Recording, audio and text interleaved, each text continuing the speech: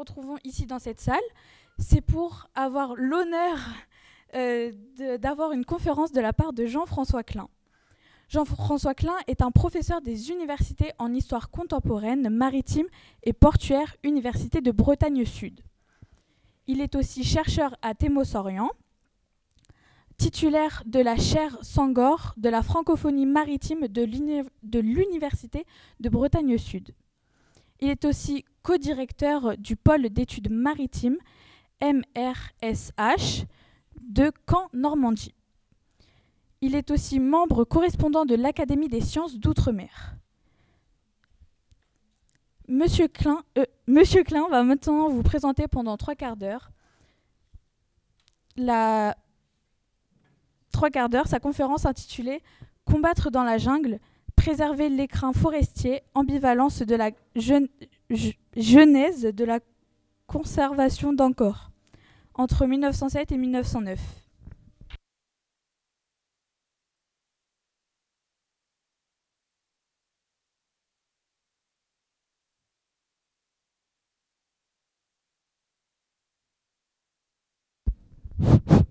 Oui, bonjour à toutes et à tous. Tout d'abord, ravi d'être ici. Alors, je tiens tout d'abord à remercier mon vieil ami Stéphane Genet, qui m'avait convoqué pour ses salons de Choiseul, et puis Emmanuel Gagnepin qui a pris le relais, et les collègues qui ont organisé ce magnifique événement, qui est un événement marqué d'une pierre blanche dans l'histoire des sciences humaines en France aujourd'hui. Donc, vous pouvez être fiers de votre lycée et de vos enseignants. Je vais vous faire une petite présentation. Alors, je ne suis pas professeur USB, enfin, même si j'ai la clé, mais UBS, Université de Bretagne Sud. Et donc, je vais vous faire un saut dans le temps, puisque je suis spécialiste d'histoire de la colonisation, histoire maritime, mais aussi histoire coloniale. Et on va partir au Cambodge, dans l'ex-Indochine française.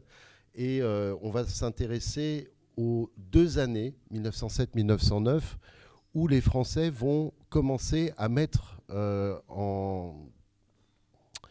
vont s'intéresser à la conservation des temples d'Angkor. Vous avez peut-être déjà entendu parler des temples d'Angkor. Si vous ne connaissez pas, vous allez sur Google Photos tout à l'heure et vous regarderez. Et puis, si vous avez l'occasion, vous prendrez un billet d'avion et vous irez visiter parmi les hordes de Chinois qui se déversent annuellement maintenant sur les temples.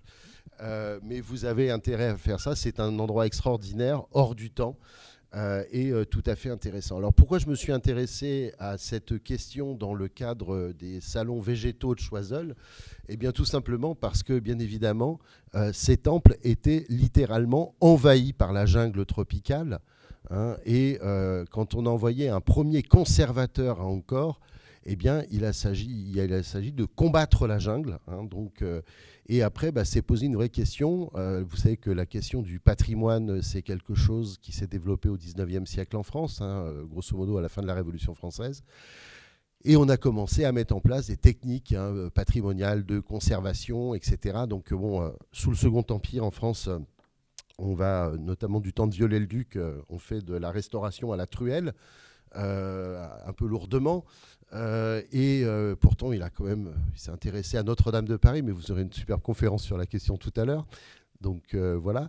Et en fait, Comaille a été vraiment l'héritier un peu de cette technique de conservation à la Viollet-le-Duc, et il n'était pas conservateur. Et c'est ça qui m'intéresse. C'est pourquoi en fait on est allé dégager de la jungle ces temples cambodgiens pour les besoins de l'autorité coloniale.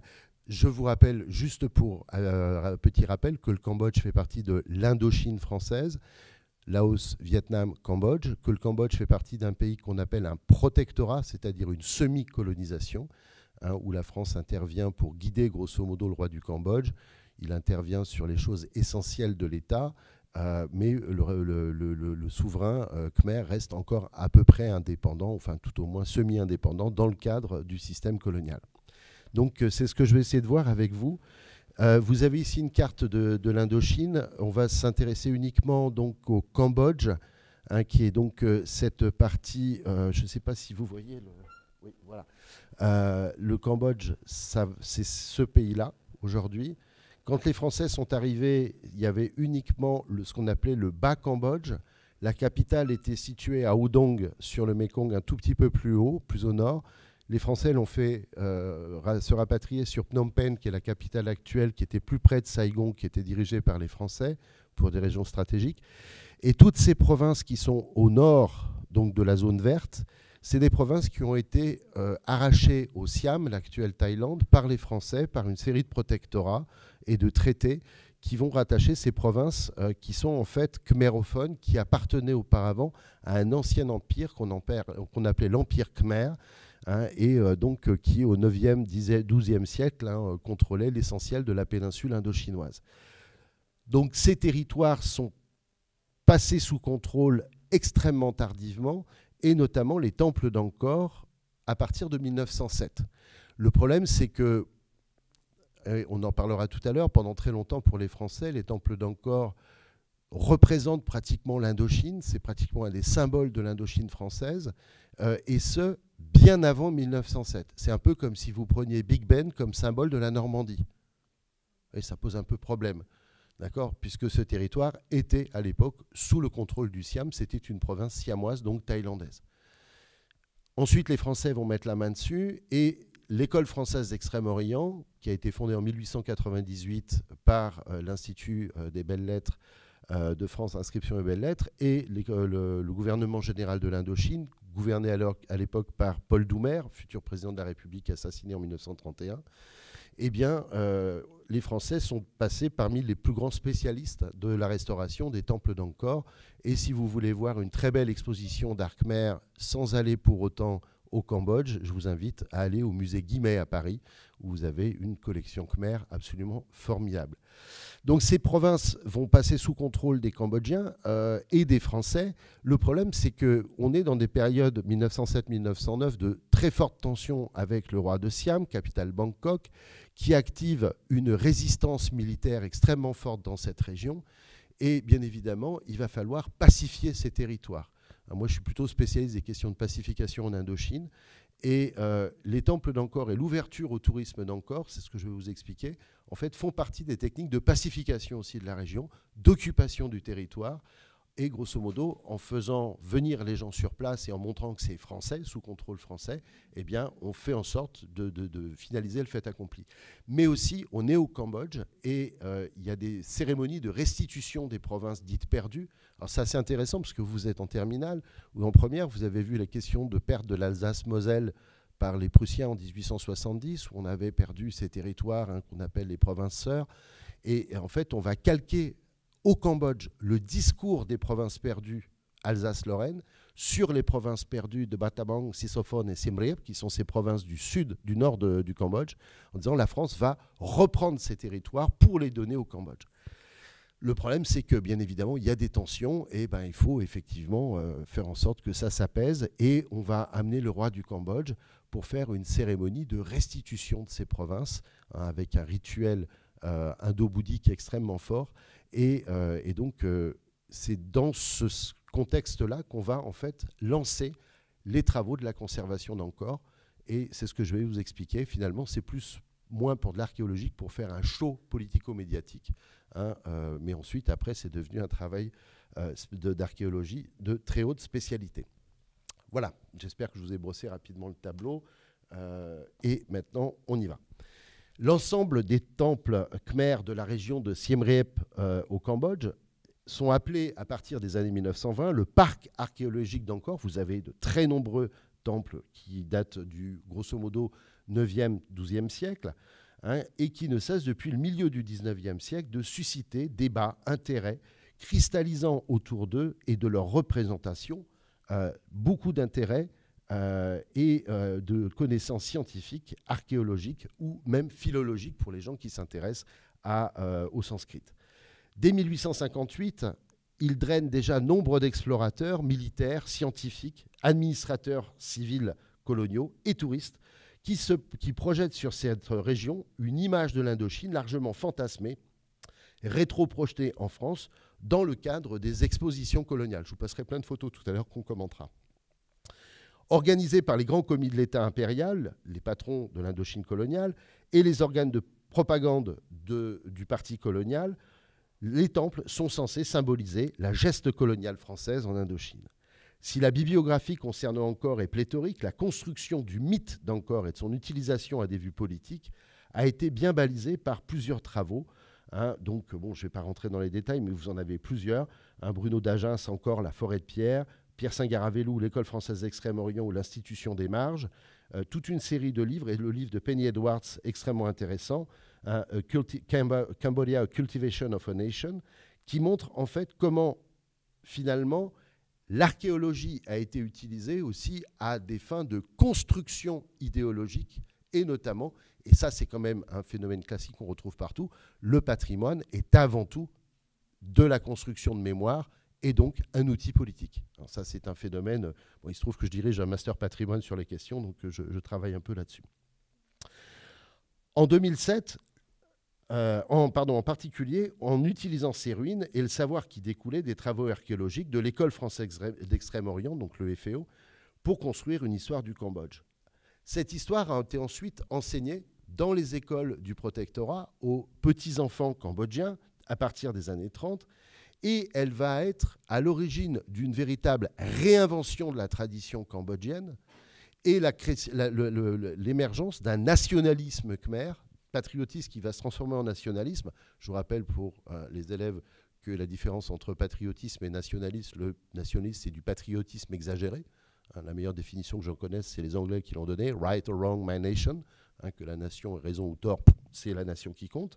Et petit à petit, il y a toute une idéologie des anciens bâtisseurs d'Angkor qui va se développer et qui va rentrer dans le monde politique cambodgien naissant dans le cadre de la colonisation.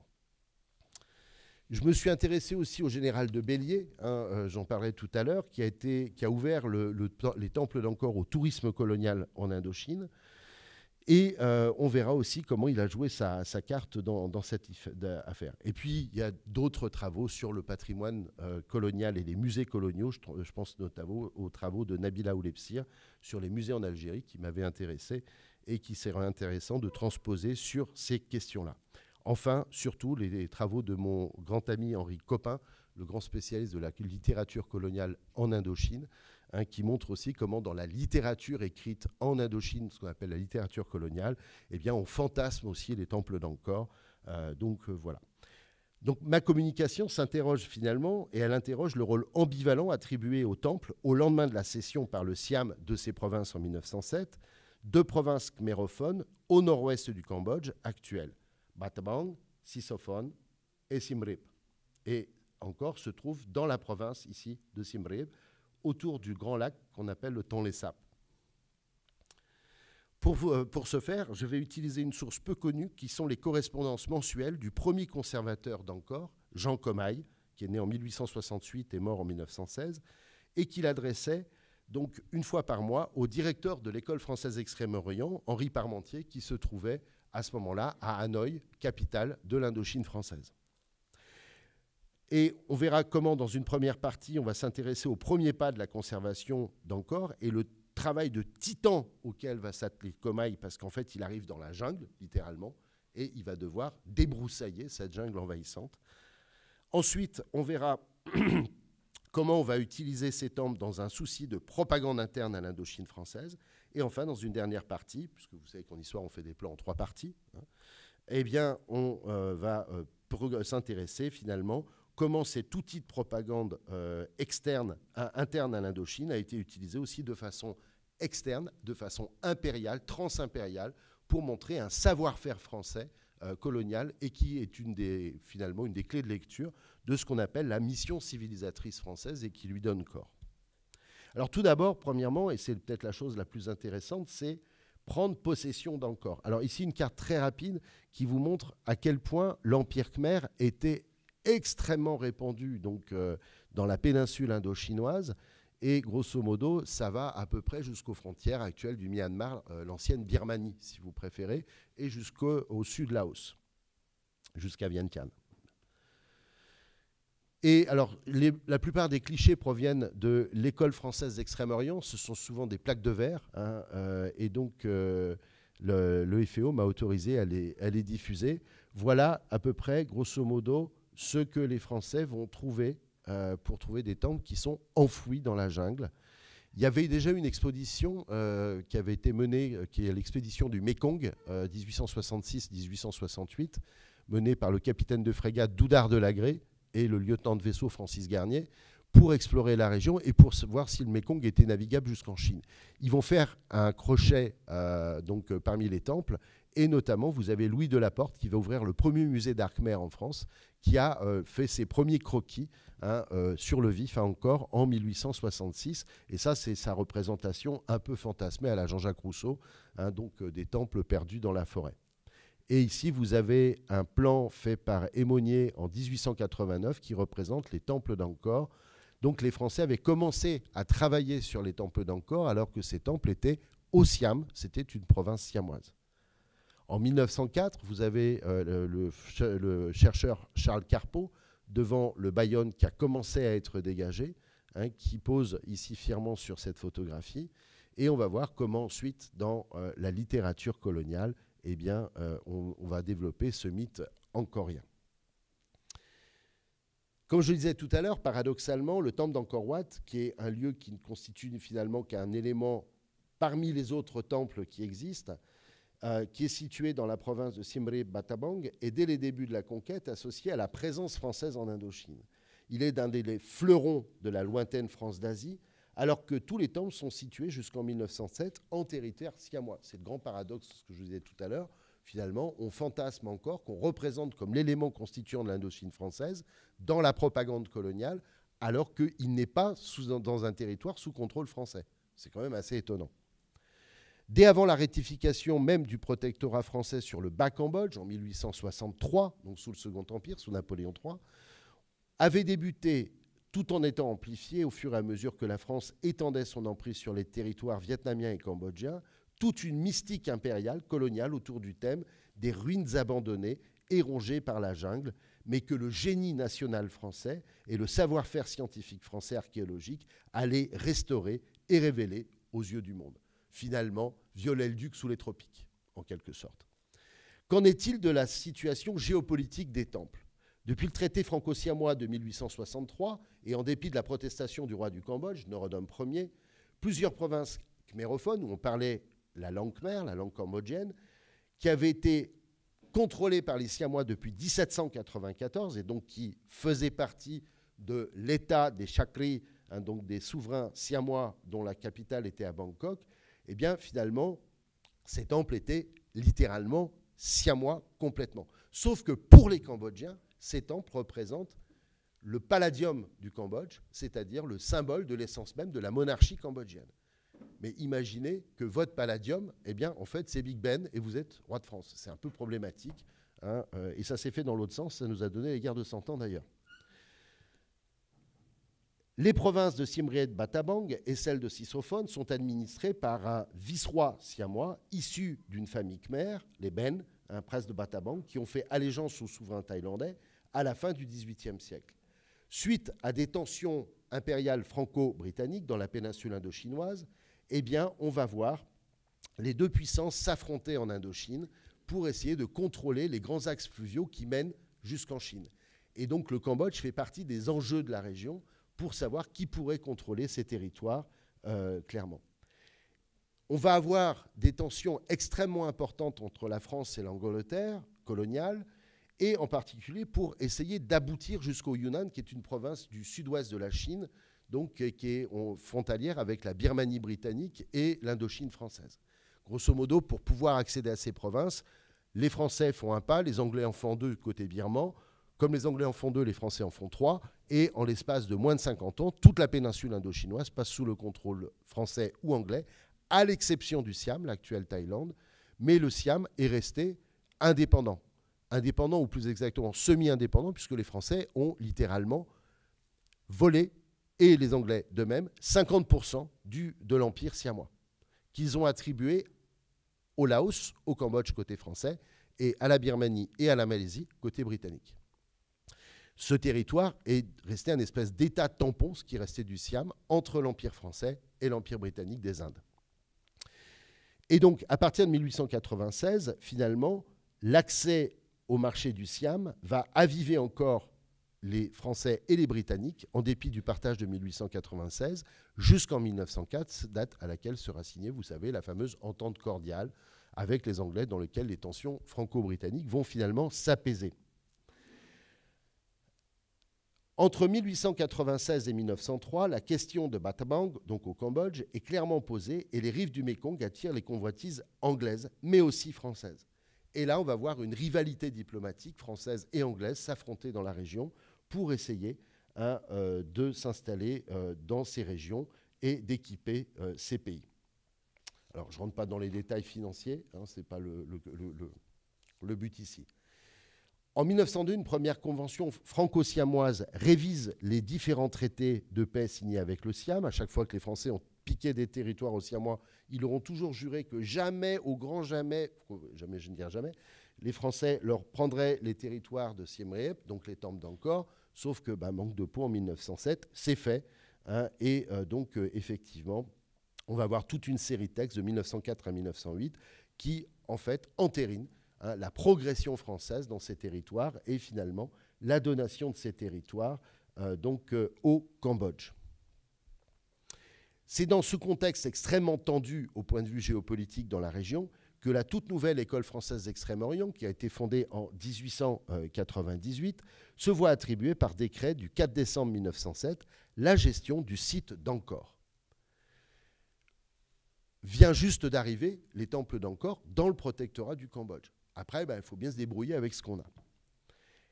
Jean Comaille, 1868-1916, ancien sergent-chef de l'infanterie coloniale ou ex-infanterie de marine, ancien officier de la garde indigène cambodgienne, était devenu commis des services civils de l'Indochine, donc petit fonctionnaire colonial, et finalement qui était spécialisé dans les travaux publics. Et comme il connaissait bien l'Indochine et le Cambodge, le résident supérieur à Phnom Penh va le nommer premier conservateur d'Angkor. Donc on va prendre un ancien sergent-chef d'infanterie coloniale qui sait faire des travaux, faire un peu de bâti et l'envoyer comme conservateur des temples d'Angkor. Imaginez, je ne sais pas, on prend un chef de chantier là tout de suite et on l'envoie pour travailler à Khéops, sur la pyramide de Khéops. C'est à peu près le même niveau, clairement. Et donc, il est détaché auprès du commissaire de France à Battambang pour remplir une mission. Sa seule mission, c'est débroussailler les temples d'Angkor pour préparer la venue du gouverneur général de l'Indochine afin de marquer la prise de possession territoriale des temples et de ces provinces et développer les études khmères, c'est le texte officiel. Ajoutons que sa seule qualification scientifique est qu'il est, à ses heures, peintre aquarelliste. D'accord ? Ce n'est que 6 mois plus tard, en juillet 1908, après être arrivé sur le site en décembre 1907, que Comaille devient très officiellement le premier conservateur du site d'Angkor, chargé de la conservation et de la restauration des monuments de ce qu'on commence à appeler le groupe d'Angkor, que je vous ai montré tout à l'heure avec ces différents temples que vous voyez ici. On lui adjoint un commandant de l'infanterie coloniale, le commandant Lunet de la Jonquière, qui est aussi rattaché à l'École française d'Extrême-Orient, qui est chargé de finaliser son inventaire descriptif des monuments khmers et qui sera la caution scientifique sur place. Sous-entendu, c'est le commandant de la Jonquière qui va cautionner ce que Comaille va faire. Alors vous imaginez, vous avez un conservateur qui est nommé, qui est un ancien sergent-chef, et on lui nomme comme second un commandant d'infanterie de marine qui a été son chef auparavant, mais comme second. Pour vous être sûr que ça ne marche pas, vous ne pouvez pas mieux faire. Et bien évidemment, ça ne va pas empêcher le conservateur de critiquer l'officier qui, selon lui, ne sait pas prendre de relevé exact, ne connaît pas le terrain et finalement dit il ne sert à rien. Alors qu'est-ce que c'est que Angkor et tous les fantasmes coloniaux qu'il y a derrière ? De fait, Comaille n'est pas le premier à travailler sur Angkor. Bien d'autres l'ont précédé et ont contribué à fonder la mythologie des temples enfouis dans la jungle et qui font rêver tous les romantiques à la manière des peintres comme Hubert Robert, donc les ruines. Les grands monuments dans les ruines, dans la nature. Dès 1866, dans le cadre de la mission d'exploration du Mékong, Louis Delaporte, j'en ai parlé, commence à réaliser des moulages, des estampages, et il va fonder à Compiègne, puis en 1878 au Trocadéro, le musée d'art khmer qui figure aujourd'hui parmi les collections du musée Guimet à Paris. Et on a toute une série d'archéologues qui vont venir comme ça au fur et à mesure donc, pour travailler sur ces temples qui sont encore à l'intérieur donc, du royaume du Siam, et notamment Charles Carpeaux, qui est le fils du sculpteur Carpeaux, qui est chargé par Louis Finot, le directeur de l'École française d'Extrême-Orient, du premier débroussaillage du temple qu'on appelle le Bayonne. Alors, vous avez 4 faces donc, qui sont représentées dans la pierre.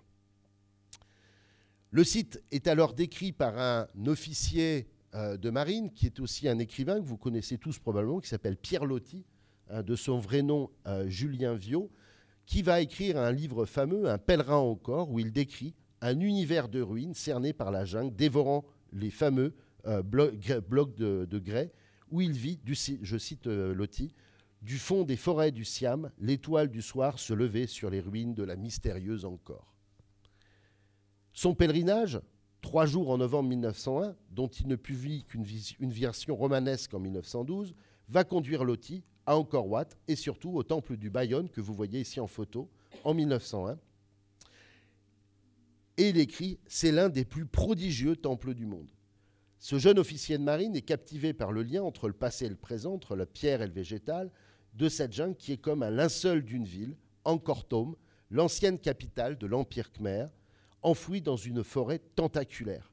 Son roman va contribuer à renforcer la mystique autour d'Angkor par un pouvoir d'évocation extrêmement puissant. Je cite Loti, « Voici où furent des palais, voici où vécurent des rois prodigieusement fastueux, de ce que l'on ne sait plus rien, qui ont passé à l'oubli sans laisser même un nom gravé sur une pierre ou dans une mémoire. Ce sont des constructions humaines, ces hauts rochers qui maintenant font corps avec la forêt et que des milliers de racines enveloppent, étreignent comme des pieuvres. » Et Loti d'ajouter, il y a un entêtement de destruction même chez les plantes.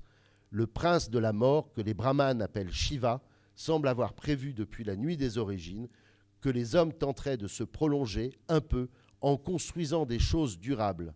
Alors, pour anéantir leurs œuvres, il a imaginé, entre 1000 et autres agents destructeurs, les pariétaires et surtout ces figuiers des ruines auxquels rien ne résiste aux racines.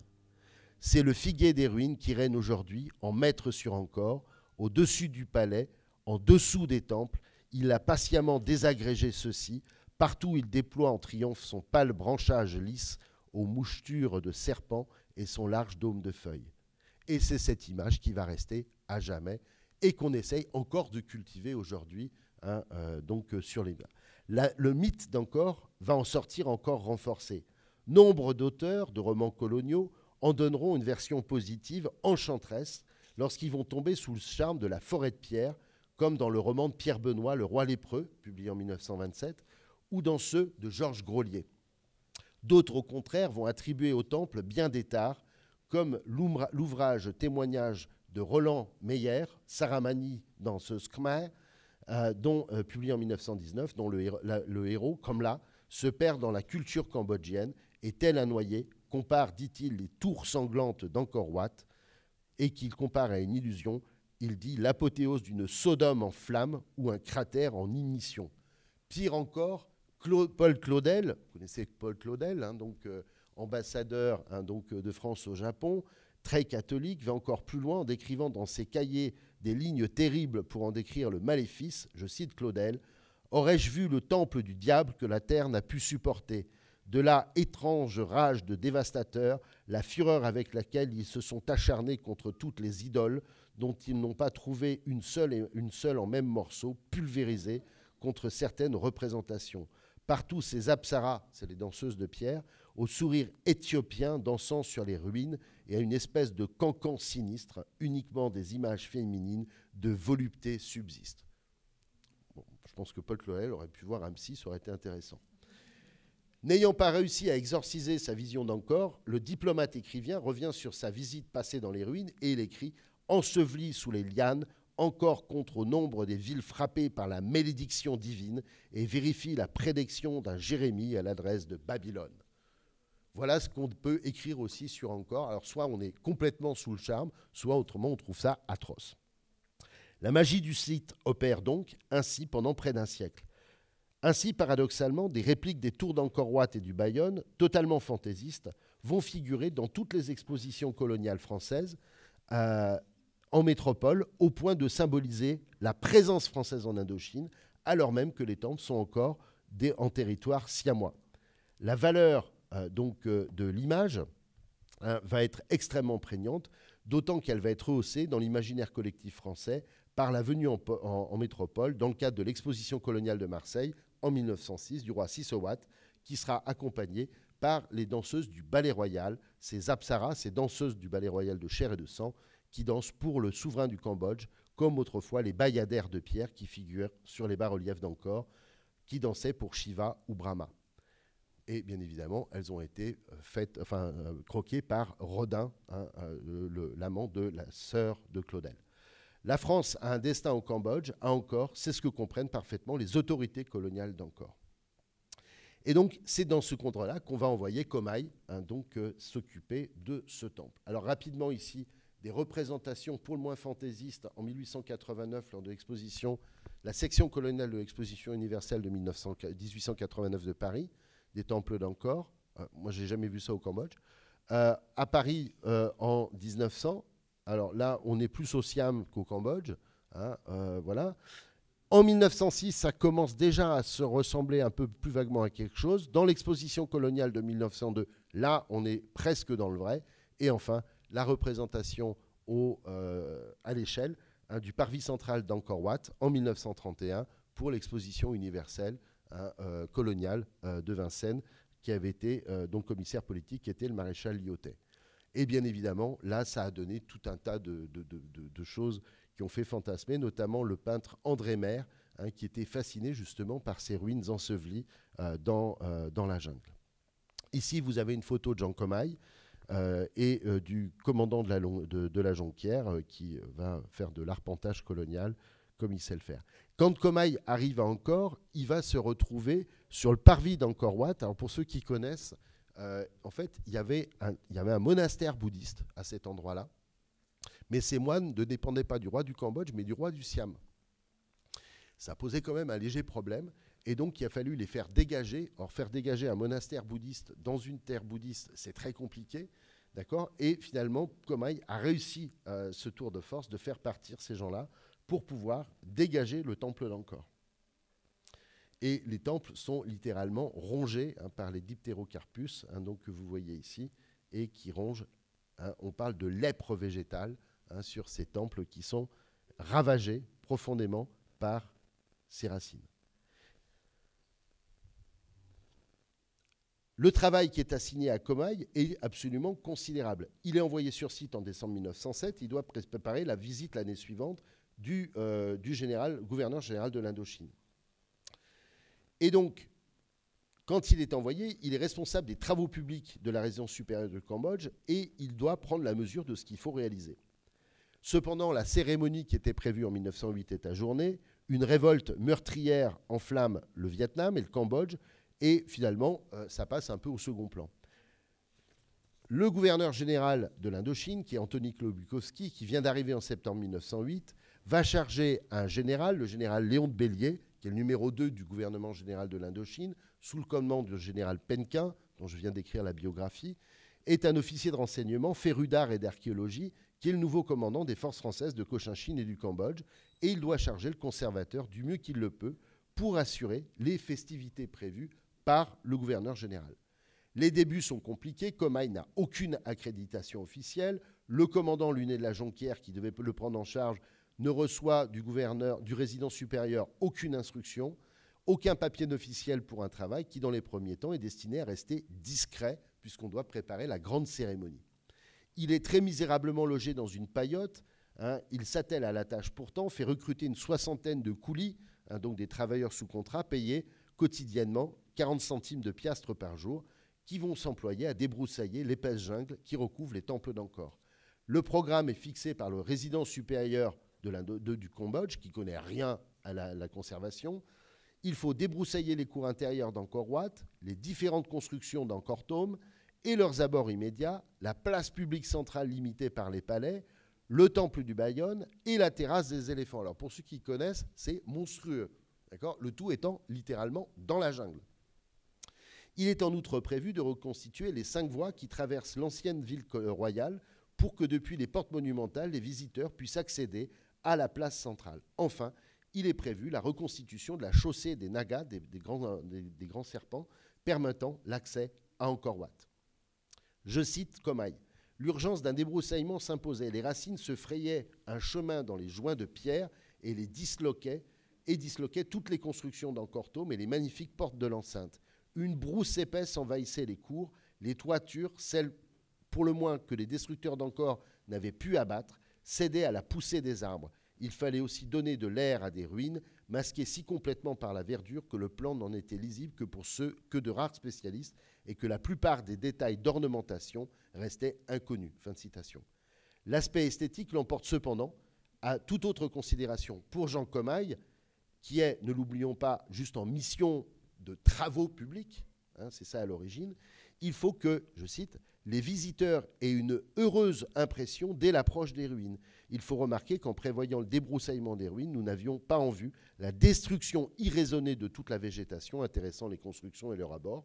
Au contraire, il s'agissait de ne rien enlever au cachet particulier d'Angkor Thom et de ménager des ombrages en conservant tous les beaux arbres, y compris ceux qui se trouvaient dans les cours des temples, à la seule condition qu'ils n'offrissent aucun danger pour le développement de leurs racines ou l'étendue de leurs branches. Donc c'est pour faire joli. D'accord ? Pourtant, il est clair qu'une erreur qui s'est accréditée chez quelques imbéciles tombe d'elle-même. Nous n'avons jamais eu et nous ne pourrons jamais avoir l'idée saugrenue de raser la forêt d'Angkor Thom. Il faut donc combattre la jungle et préserver un écran forestier pour les touristes et tout d'abord pour le grand spectacle du gouverneur général et du roi du Cambodge. Petit à petit, Comaille extrait des temples de leur gangue végétale. Son but, faire voir et faire comprendre. L'important pour le premier conservateur d'Angkor, c'est que les visiteurs de l'année prochaine pourront circuler sur d'immenses avenues encadrées de verdure et apprécieront d'un regard la grandeur du temple d'Angkor Thom. Les arbres et les arbustes tombent peu à peu sous les sabres d'abattis des coulis qu'il a recrutés sans encombre et qui viennent volontiers. Et finalement, il va même faire appel, alors c'est pas très colonialement correct, mais à des esclaves, parce qu'il y a encore des esclaves de la région, qui vont faire travailler pour aller le plus vite possible et terminer le chantier. Les diptérocarpus, ces grands arbres qu'on appelle aussi des fromagers, qui croissent dans ces régions, atteignent généralement 15 mètres et certains d'eux, de ces arbres, peuvent monter à 40 mètres de haut. Donc c'est un vrai problème, même les faire tomber sans qu'ils écrasent les temples en même temps. Donc je ne sais pas si vous vous rendez compte du travail considérable qu'on va faire. On va même monter un petit chemin de fer avec un petit chemin de fer de Deauville et 1500 mètres de rails pour faciliter l'évacuation de centaines de milliers de stères de bois, de mètres cubes de terre et de chantier.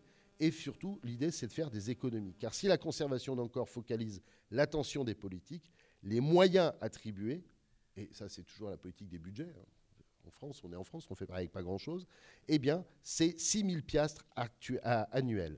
En décembre 1908, le conservateur, qui a comme tous ses successeurs est chargé d'accueillir les personnalités qui viennent, s'entretient avec un Britannique, Sir Hugh Clifford, lieutenant-gouverneur de Ceylan, qui est impressionné par le travail abattu et pour la somme, dit-il, ridicule que votre gouvernement général vous a attribuée.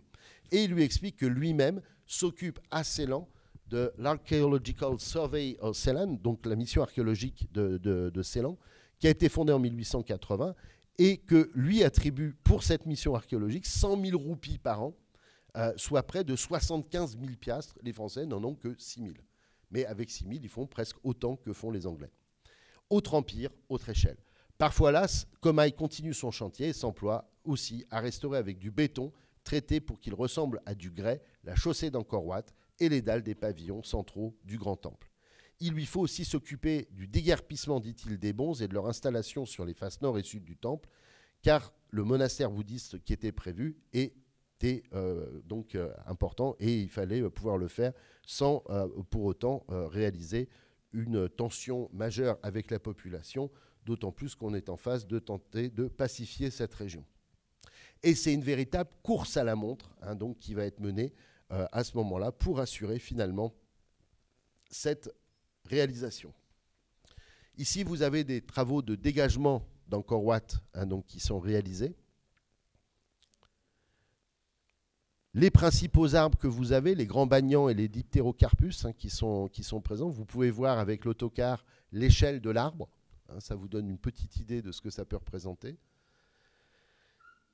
Et donc, il faut faire partir ce monastère bouddhiste. Et donc, c'est la raison pour laquelle les Français vont créer une école bouddhique d'abord à Siem Reap, qui sera déplacée ensuite à Phnom Penh, dans le Wat Unalom donc de Phnom Penh. Donc, ce Wat, ce temple Unalom de Phnom Penh, qui reçoit en fait l'ancien monastère des temples d'Angkor.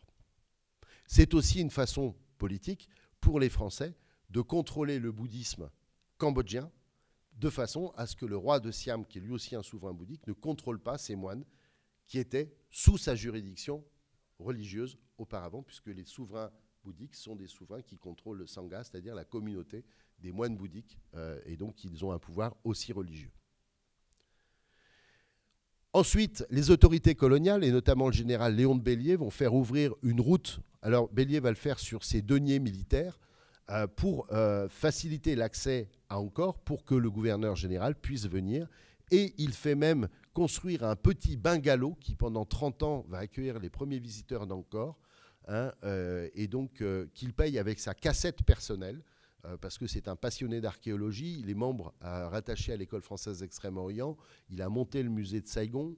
C'est quelqu'un qui va faire des fouilles à peu près partout. Alors, il est à la fois officier fouilleur, archéologue, et en même temps, il fait du rance. C'est un officier de renseignement. Et généralement, quand il va fouiller, il fouille toujours à des endroits stratégiquement intéressants où il y a quelques petites choses à repérer. Et donc, il fait son travail d'officier de renseignement. D'ailleurs, il va mourir dans un accident complètement stupide en 1910, lorsqu'une canonnière va se disloquer dans le Haut-Mékong au Laos en 1910, et il va mourir noyé au petit matin. En fait, il était chargé de reconnaître une route militaire qui allait de Saigon à Hanoï en passant par le centre de l'Indochine, Laos et Cambodge. Et en fait, c'est l'ancêtre de la piste Ho Chi Minh, sauf qu'il est mort avec son projet et Ho Chi Minh a inventé la piste après. Donc, on construit en même temps de quoi accueillir les visiteurs, et notamment la Sala d'Angkor. Donc là, on est vraiment sur un espèce de micro-palais royal qui est destiné à accueillir le souverain Norodom Ier, donc qui doit venir, c'est pas Norodom Ier, c'est Sisowat, donc qui doit venir pour la grande cérémonie de restitution. Bien évidemment, on emploie l'armée et notamment les tirailleurs vietnamiens, puisqu'il n'y a pas de tirailleurs cambodgiens à cette époque-là, et on les fait travailler pour développer cette route. Il faut aussi débloquer donc débroussailler toute la capitale d'Angkor Thom avec les différentes tours d'entrée de la ville. Et vous voyez, là encore, la végétation qu'il a fallu abattre. Donc, c'est un travail de titan. Donc là, vous avez la porte avant et après débroussaillage. Là encore, même chose pour la porte sud.